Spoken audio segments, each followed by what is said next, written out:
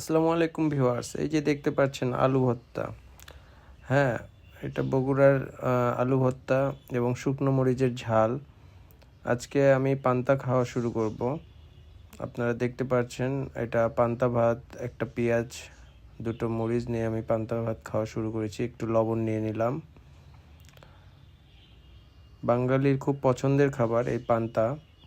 যদিও পান্তা ইলিশ একটা ট্রেন্ডিং খাবার আছে, তারপরও আমি ইলিশ খাইনি আর কি। আপনারা দেখছেন এই যে শুকনো মরিচের ঝালগুলো নিয়ে নিলাম, এগুলো পান্তার সাথে একটু ঠিক মাখিয়ে দিলাম।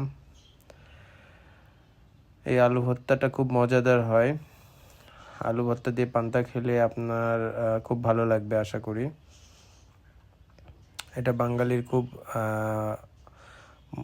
পছন্দের একটা খাবার।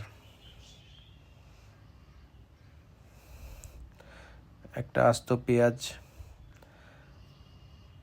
কামড়িয়ে খেয়ে নিলাম, মরিচ। এগুলো বাংলাদেশের খুব ট্রেন্ডিং খাবার, আপনারা চাইলে ট্রাই করতে পারেন। পান্তা ভাত বাংলাদেশের খুব ঐতিহ্যবাহী খাবার। পয়লা বৈশাখে এই পান্তা ভাত দিয়ে বিভিন্ন অনুষ্ঠান বা প্রোগ্রাম করা হয়।